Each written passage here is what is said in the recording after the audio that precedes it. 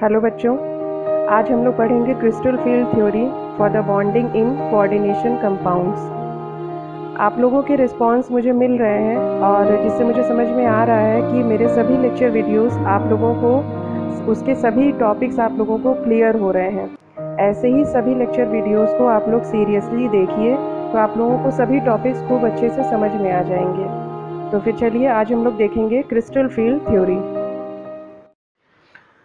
जैसा कि हम लोग जानते हैं, कोऑर्डिनेशन कंपाउंड जब भी इसका फॉर्मेशन होता है तो इनके बीच में जो इंटरेक्शन है वो लुईस एसिड बेस रिएक्शन की तरह होता है। जैसे एसिड और बेस रिएक्शन सिंपली होती है, वैसे ही सेंट्रल मेटल आयन और लिगैंड के बीच में इंटरेक्शन सेम वैसे ही होता है। और ये जो सेंट्रल मेटल आयन और लिगैंड है, ये दोनों पॉइंट चार्जेस की तरह बिहेव करते हैं। क्रिस्टल फील्ड थ्योरी में यही डिस्क्राइब किया गया है कि दोनों जो है वो पॉइंट चार्जेस की तरह बिहेव करते हैं।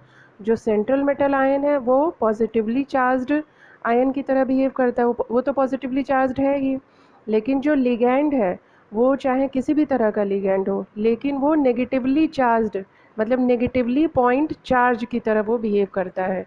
क्यों? क्योंकि जो है उसके पास इलेक्ट्रॉन है और इलेक्ट्रॉन जो है वो नेगेटिवली चार्ज्ड होते हैं। तो इसीलिए किसी भी तरह का लिगैंड हो उसको हम नेगेटिवली चार्ज्ड स्पीशीज़ की तरह मानते हैं। तो ये दोनों जो है वो एक पॉइंट चार्ज की तरह बिहेव करते हैं। क्रिस्टल फील्ड थ्योरी का जो सबसे इम्पॉर्टेंट पॉइंट है कि ये दोनों एकदम पॉइंट चार्ज की तरह इसमें बिहेव करते हैं। और चूंकि चार्ज्ड स्पीशीज़ हैं और दोनों ही अपोजिटिवली चार्ज्ड हैं, एक प्लस है और एक माइनस है, तो इनके बीच का इंटरेक्शन कम्प्लीटली इलेक्ट्रोस्टैटिक इंटरेक्शन रहता है।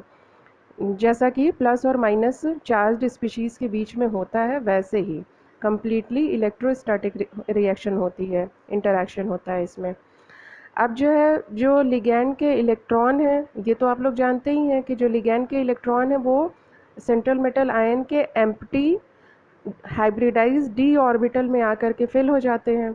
तो जैसे ही ये लिगैंड के इलेक्ट्रॉन आते हैं सेंट्रल मेटल आयन में फिल होने के लिए, तो इसमें कभी कभी रिपल्शन होने लगता है। रिपल्शन क्यों होगा?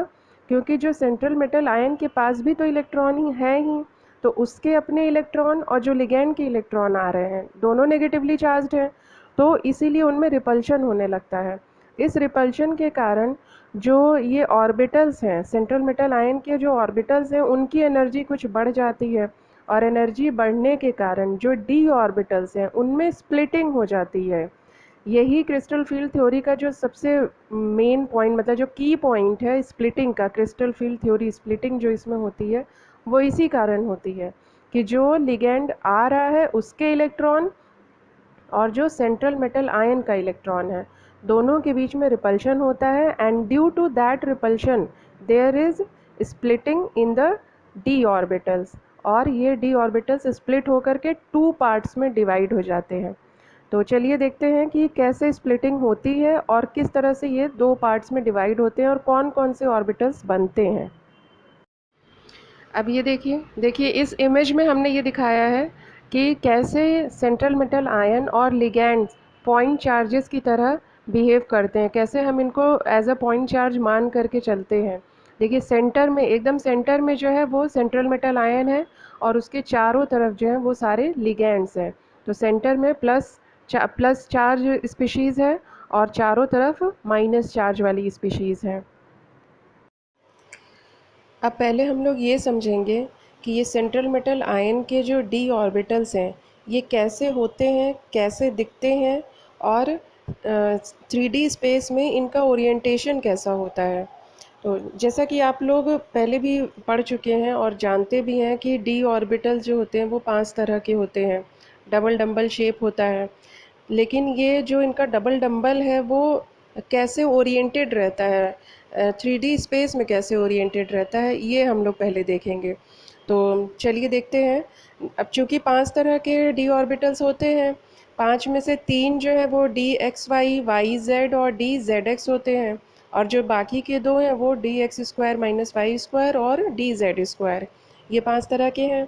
तो जो डी वाई जेड है, जो हम लोग देखते हैं इसको कि डी वाई जेड किस तरह से 3D स्पेस में ओरिएंटेड रहता है। जब भी डी वाई जेड लिखा रहेगा या डी एक्स जेड लिखा रहेगा या डी एक्स वाई लिखा रहेगा, तब आपको ये देखना है कि वो जो वाई जेड लिखा है वो वाई जेड उसका एक्सिस दिखा रहा है, उसके जो डबल डंबल हैं वो किस एक्सिस पर ओरिएंटेड है 3D स्पेस में। तो अगर वाई जेड लिखा है तो इट मीन्स कि जो डबल डंबल है वो वाई जेड एक्सिस के बीच में ओरिएंटेड है। जो वाई और जेड तीन एक्सिस बनते हैं, एक्स एक्सिस, वाई एक्सिस और जेड एक्सिस।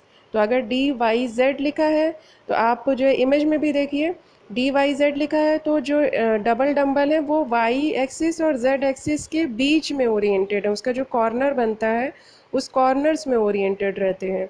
उसी तरह से अगर डी एक्स जेड लिखा है तब ये जो डबल डंबल है वो एक्स एक्सिस और जेड एक्सिस के कॉर्नर्स पर ओरिएंटेड रहेंगे। सिमिलरली अगर डी एक्स वाई लिखा हुआ है तो क्या होगा, ये जो डबल डंबल्स हैं वो एक्स एक्सिस और वाई एक्सिस के कॉर्नर्स पर ओरिएंटेड रहेंगे। देखिए इमेज में एकदम क्लियर है कि कैसे ये d x y, d x z और डी वाई जेड किस तरह से 3D स्पेस में प्रेजेंट रहते हैं। और ये जो तीन तरह के डी ऑर्बिटल्स होते हैं इनको हम T2G ऑर्बिटल्स कहते हैं। इसको दो तरह से क्लासिफाई किया गया है, तो ये जो तीनों ऑर्बिटल्स हैं ये T2G कैटेगरी में आते हैं। एक साथ हम इनको T2G ऑर्बिटल्स बोलेंगे। उसी तरह से जो बाकी के दो डी ऑर्बिटल्स हैं उनमें भी जो d x square minus y square है, तो इसका मतलब ये होता है कि उसके जो दोनों डंबल्स हैं वो एक एक्स एक्सिस पर ही लाई करता है, मतलब एकदम एक्स एक्सिस पर ही प्रेजेंट है, और दूसरा जो डंबल है उसका वो वाई एक्सिस पर प्रेजेंट है। डबल डंबल है तो दोनों ही डंबल एक्स एक्सिस और वाई एक्सिस पर ही प्रेजेंट होते हैं। जैसा कि पहले क्या था, दोनों एक्सिस के कॉर्नर्स पर प्रेजेंट होते थे T2G में, और जबकि ईजी ऑर्बिटल्स में क्या होता है कि उसी एक्सिस पर ही जो है ऑर्बिटल्स लाई करते हैं। अब जो पांचवा ऑर्बिटल है वो है डी जेड स्क्वायर ऑर्बिटल। तो डी जेड स्क्वायर में क्या होगा कि इसके जो दोनों डंबल्स हैं वो जेड एक्सिस पर ही ओवरलैप करते हैं, इसीलिए जो है इसको हम डी जेड स्क्वायर बोलते हैं। तो d x square minus y square और डी जेड स्क्वायर दोनों जो है ईजी ऑर्बिटल्स की कैटेगरी में आते हैं। इन्हीं ऑर्बिटल्स में जो लिगैंड के इलेक्ट्रॉन्स होते हैं वो इलेक्ट्रॉन्स इन्हीं ऑर्बिटल्स में आ करके एडजस्ट होते हैं। लिगैंड के अप्रोच करने से पहले सेंट्रल मेटल आयन में सभी डी ऑर्बिटल्स की एनर्जी सेम रहती है। ये जो जितने भी पांचों डी ऑर्बिटल्स हैं, d x y, d y z, d x z और d x square minus y square और डी जेड स्क्वायर, ये पांचों के पांचों जो है वो सेम एनर्जी के होते हैं। तब हम इनको कहते हैं कि ये सभी डी ऑर्बिटल्स डी जेनरेट हैं, मीन्स डी जेनरेसी रहती है इन सभी ऑर्बिटल में, सभी ऑर्बिटल्स की एनर्जी सेम रहती है। लेकिन जैसे ही लिगैंड अप्रोच करता है, मीन्स जैसे ही लिगैंड आता है बॉन्डिंग बनाने के लिए, तो तब क्या होता है कि उस लिगैंड के एक्सिस पर ये जो जितने भी ऑर्बिटल्स प्रेजेंट होते हैं उन ऑर्बिटल्स की एनर्जी ड्यू टू रिपल्शन बढ़ जाती है। अभी हमने आपको बताया कि रिपल्शन होता है, और क्यों रिपल्शन होता है वो भी अभी हमने आपको बताया। तो उसी रिपल्शन के कारण इन पांचों ऑर्बिटल्स में से जो ऑर्बिटल्स लिगैंड के एक्सिस पर लाई करते हैं, लिगैंड के एक्सिस पर ही प्रेजेंट होते हैं, उन ऑर्बिटल्स की एनर्जी बढ़ जाती है डीजेनरेट ऑर्बिटल्स के कंपैरिजन में। उन ऑर्बिटल्स की एनर्जी बढ़ जाएगी, और जो ऑर्बिटल्स लिगैंड्स के बीच में प्रेजेंट होते हैं उनकी एनर्जी कंपैरेटिवली लो रहती है, कंपैरेटिवली उन ऑर्बिटल्स की एनर्जी लो रहती है। तो ये सभी पांचों ऑर्बिटल जो हैं वो स्प्लिट हो जाते हैं, इनमें स्प्लिटिंग हो जाती है, ये दो पार्ट्स में डिवाइड हो जाते हैं एनर्जी के बेसिस पर। तो इन्हीं ऑर्बिटल्स का स्प्लिट होना, एनर्जी के बेसिस पर स्प्लिट होना, क्रिस्टल फील्ड स्प्लिटिंग कहलाती है। ऑर्बिटल्स की क्रिस्टल फील्ड स्प्लिटिंग कहलाती है। और इस स्प्लिटिंग को हम लोग, जो ये एनर्जी का डिफरेंस होता है, ये एनर्जी का डिफरेंस को हम लोग बोलते हैं क्रिस्टल फील्ड स्प्लिटिंग एनर्जी, जिसको कि delta is equal to 10 dq से रिप्रेजेंट करते हैं। Now I will discuss the application of the crystal field theory on octahedral complexes. So for that we have to assume an octahedral array of negative charges which is which are placed around the metal ion which is centrally located and that is positively charged। और यहाँ image में देखिए पूरा octahedral complex एक बना हुआ है, centre में पॉजिटिवली चार्ज्ड आयन है और उसके ऑक्टाहेड्रॉन पर जो भी उसके ऑक्टाहेड्रल डायरेक्शंस हैं उस पर लिगैंड्स प्रेजेंट हैं। तो जब ये सेंट्रल मेटल आयन के डी ऑर्बिटल्स जब ये एक्सिस के अलोंग प्रेजेंट होते हैं तो इनकी एनर्जी जो है वो तब ज़्यादा होती है, क्योंकि जो लिगैंड्स होते हैं वो इन्हीं एक्सिस पर ही आ करके अटैच होते हैं। तो पहले तो सेंट्रल मेटल आयन के डी ऑर्बिटल्स की एनर्जी सेम रहती है। जब लिगैंड अप्रोच करता है तो ये पूरे के पूरे ऑर्बिटल्स की एनर्जी थोड़ी सी अपलिफ्ट होती है, थोड़ी सी एनर्जी जो है बढ़ती है, डीजेनरेसी बढ़ती है। डीजेनरेसी मीन्स कि सभी ऑर्बिटल्स की एनर्जी सेम है लेकिन पहले ऑर्बिटल्स क्या रहते हैं, ग्राउंड स्टेट में रहते हैं, और जब यही लिगैंड अप्रोच करता है तो यही डीजेनरेसी थोड़ा सा अपलिफ्ट हो जाती है। और जब लिगैंड आ करके अटैच हो जाते हैं तब इन डी ऑर्बिटल्स में स्प्लिटिंग हो जाती है and that splitting is turned into two parts. First part is easy orbital and second part is T2G orbitals.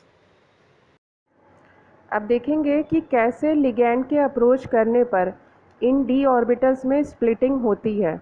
अब देखिए सबसे पहले क्या है, सेंट्रल मेटल आयन के डी ऑर्बिटल हैं और सभी जो डी ऑर्बिटल्स हैं वो ऑक्टाहेड्रॉन डायरेक्शन में ओरिएंटेड हैं।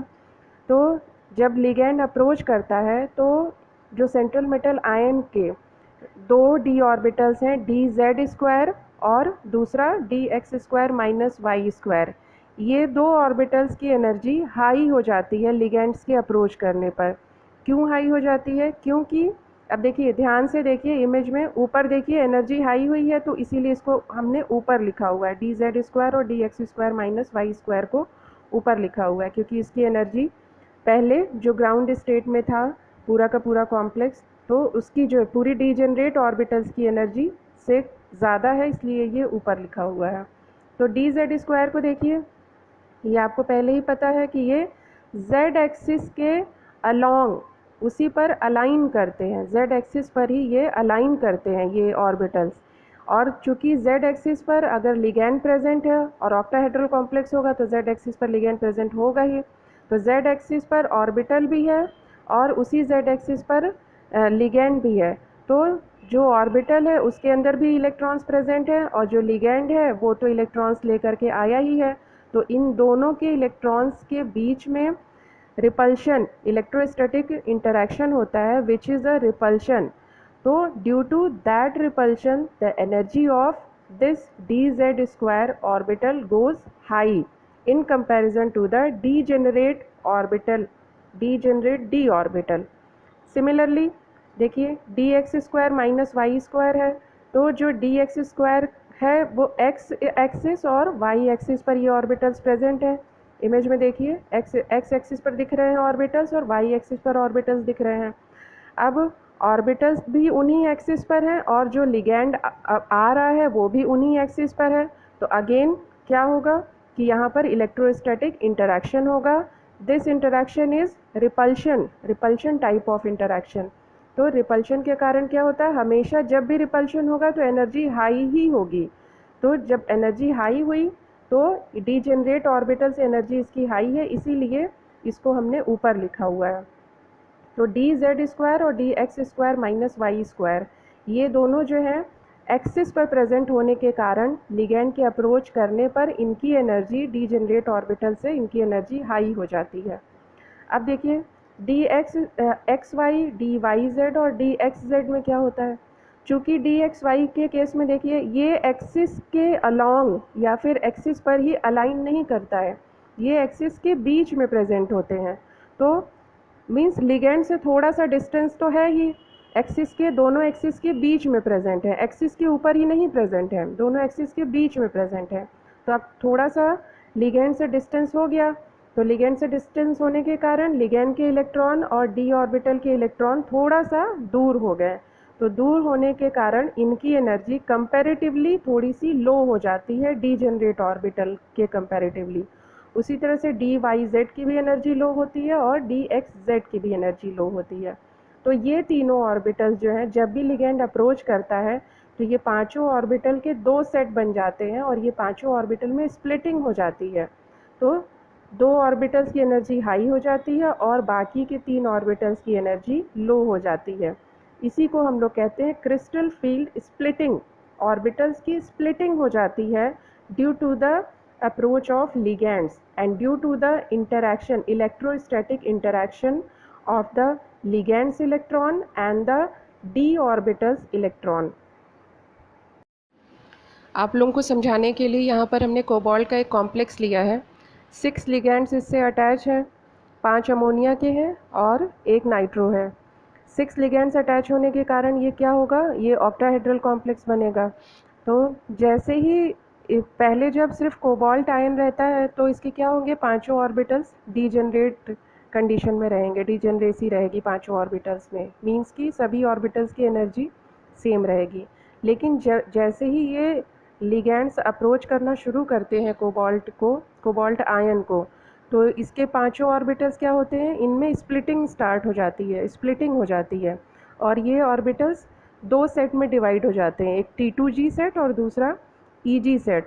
T2G सेट के ऑर्बिटल्स जो हैं वो in between the axis present होते हैं, मतलब एक्सिस के बीच में प्रेजेंट होते हैं।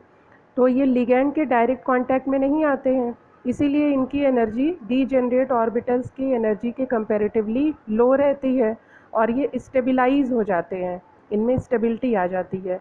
इसीलिए इनकी एनर्जी हम जब भी हम ग्राफ बनाते हैं तो इनकी एनर्जी हम लो दिखाते हैं। और उसी तरह से जब EG ऑर्बिटल्स को हम देखते हैं तो EG ऑर्बिटल्स में क्या होता है, चूँकि ये एक्सिस पर ही इनके ये ऑर्बिटल्स प्रेजेंट होते हैं, तो लिगैंड्स जब अप्रोच करते हैं तो इनकी एनर्जी ऑब्वियसली हाई हो जाएगी डीजनरेट ऑर्बिटल्स के कंपैरिजन में। तो ये ग्राफ में T2G ऑर्बिटल्स नीचे आ जाते हैं और EG ऑर्बिटल्स ऊपर आ जाते हैं। ये ग्राफिकल रिप्रेजेंटेशन है उसी कॉम्प्लेक्स का। देखिए, पहले जब मेटल आयन फ्री कंडीशन में रहता है, मतलब कि जब उससे लिगैंड्स अटैच नहीं रहते हैं, तब इसकी एनर्जी लो रहती है। जैसे ही लिगैंड इसके अप्रोच में आता है तब क्या होगा, मेटल आयन की एनर्जी जो है वो हाई हो जाती है।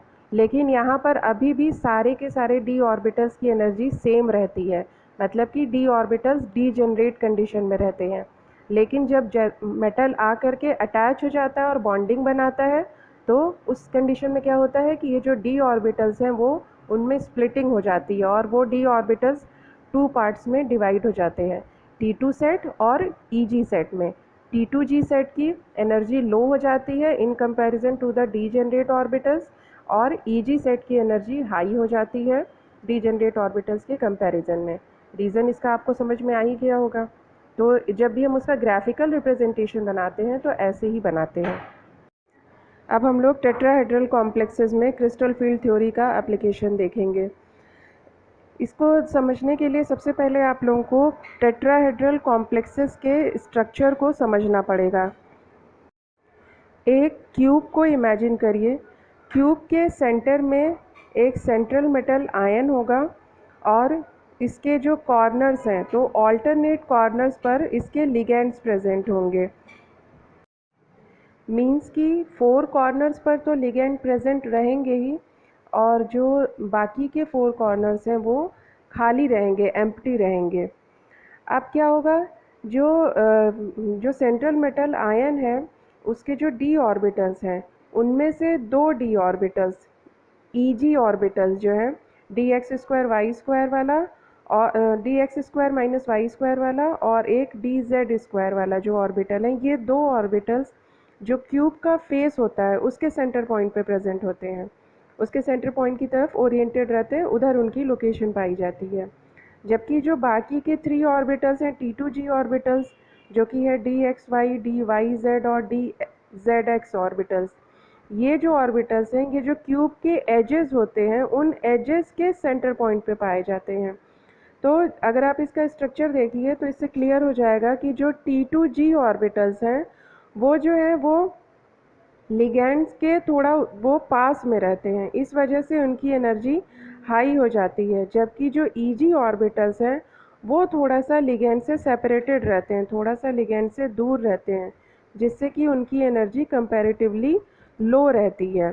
तो इसमें टेट्राहेड्रल में ऑक्टाहेड्रल से थोड़ा सा डिफरेंट रहता है, उसमें ईजी सेट की एनर्जी हाई रहती है, जबकि टेट्राहेड्रल में ईजी सेट की एनर्जी लो रहती है, क्योंकि यहाँ पर स्ट्रक्चर के कारण ये ईजी सेट जो है वो लिगेंड से दूर रहता है, जबकि T2G सेट जो है वो लिगेंड्स के पास में पाया जाता है, इसलिए इनकी एनर्जी हाई हो जाती है।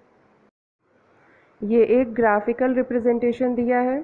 इसमें टेट्राहेड्रल कॉम्प्लेक्स में जो उसका सेंट्रल मेटल आयन है उसके डी ऑर्बिटल्स की स्प्लिटिंग कैसे होती है उसको क्लियर किया है। देखिए, पहले जो डी ऑर्बिटल जब आयन फ्री था, जब उसकी किसी के साथ बॉन्डिंग नहीं थी, तब डी ऑर्बिटल्स की एनर्जी लो रहती है। उसके बाद और उस लो एनर्जी में भी सभी डी ऑर्बिटल्स डीजेनरेट रहते हैं, मीन्स सबकी एनर्जी सेम रहती है। जब लिगैंड अप्रोच करता है तो सभी डी ऑर्बिटल्स की एनर्जी थोड़ा बढ़ जाती है, लेकिन डीजेनरेसी अभी भी मेंटेन रहती है। और जैसे ही लिगैंड आ करके अटैच हो जाता है, बॉन्डिंग बनती है, इलेक्ट्रॉन्स की शेयरिंग होती है, तब क्या होता है कि इन डी ऑर्बिटल्स में स्प्लिटिंग हो जाती है।